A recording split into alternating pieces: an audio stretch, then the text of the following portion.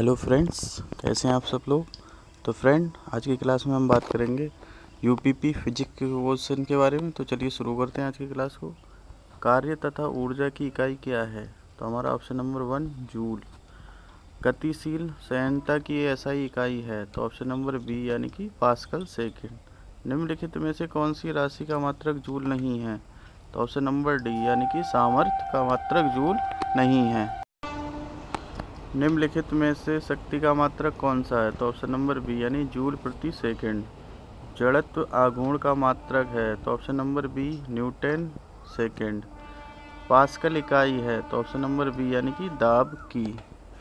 चलते हैं next question पे। बिजली के करंट का एसआई यूनिट क्या है? तो ऑप्शन नंबर डी यानी कि एम्पियर।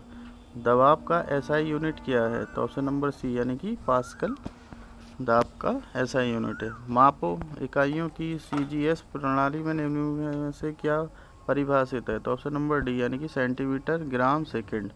एक वाट घंटा किसके बराबर है? तो ऑप्शन नंबर डी यानी कि 3600 जूल के बराबर है। दूध की घनता मापने के लिए कौन सा उपकरण प्रयुक्त किया जाता है? तो ऑप्शन नंबर ए यानी कि लैक्टोमीटर। एक वोल्ट कितने के बराबर होता है? तो ऑप्शन नंबर बी यानी कि 1 जूल प्रति कूलाम के बराबर होता है।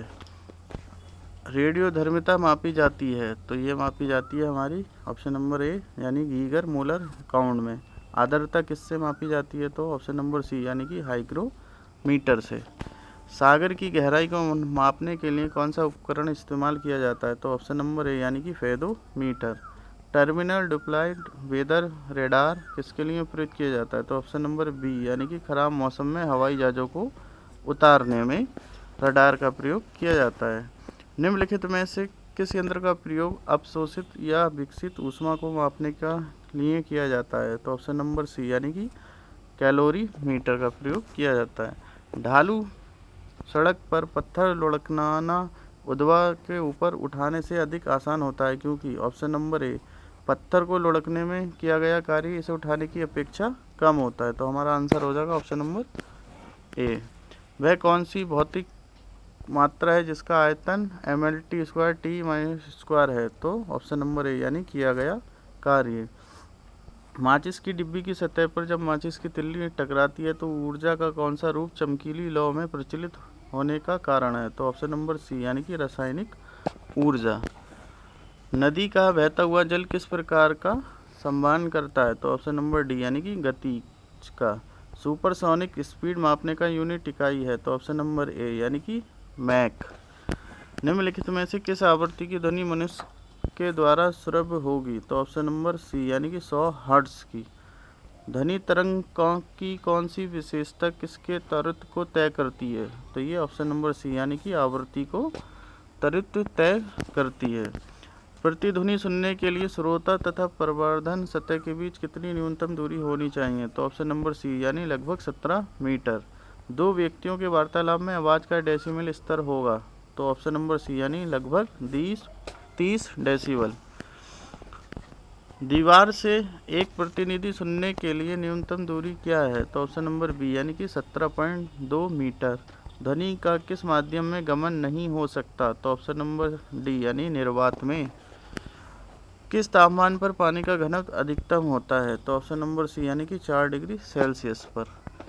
सबसे कम तापमान जिस पर कोई पदार्थ आग पकड़ता है उसे क्या कहा जाता है? तो ऑप्शन नंबर बी यानी कि प्रज्वलन तापमान कहा जाता है। शुद्ध जल का अधिकतम घनत्व किस तापक्रम पर होता है? तो ऑप्शन नंबर सी यानी कि 4 डिग्री सेल्सियस पर होता है। जब जल जमता है इसका घनत्व? तो ऑप्शन नंबर सी यानी कि घटता है। नमक को बर्फ़ के साथ मिलाने से हिमांक? ऑप्शन नंबर ए यानी कि घटता है। नमक को बर्फ़ के साथ मिलाने से। कौन सी धातु का ताप का अच्छा सुचालक है परंतु बिजली का बुरा? तो ऑप्शन नंबर बी यानी कि अभ्रक जो है। दो कांच के गिलास एक दूसरे से चिपक जाते हैं, उन्हें कैसे अलग किया जा सकता है? तो ऑप्शन नंबर सी यानी बाहरी गिलास को गर्म पानी में डालकर। बर्फ़ की गुप्त ऊष्मा है? तो ऑप्शन नंबर बी यानी 80 कैलोरी प्रति ग्राम। फ़ारेनहाइट स्केल पर पानी का क्वथनांक होता है? तो ऑप्शन नंबर सी यानी कि 212 फ़ारेनहाइट होता है। स्वस्थ मनुष्य का तापक्रम कितना होता है? तो ऑप्शन नंबर सी यानी कि 37 डिग्री सेल्सियस तापक्रम होता है।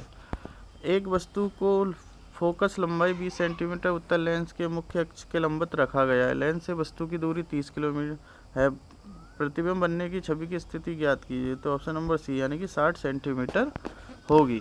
निकट दृष्टि दोष वाले व्यक्ति प्रयुक्त लेंस करते हैं। तो ऑप्शन नंबर बी यानी कि अवतल लेंस।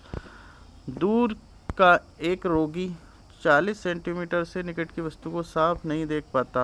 आँख को सामान्य बनाने के लिए आवश्यक लेंस होगा। तो ऑप्शन नंबर सी यानी कि 200/3 सेंटीमीटर फोकस दूरी का उत्तर लेंस। किसी व्यक्ति का पूरा प्रतिबिंब देखने के लिए समतल दर्पण की ऊंचाई होती है। तो ऑप्शन नंबर बी यानी कि व्यक्ति की ऊंचाई की आधी।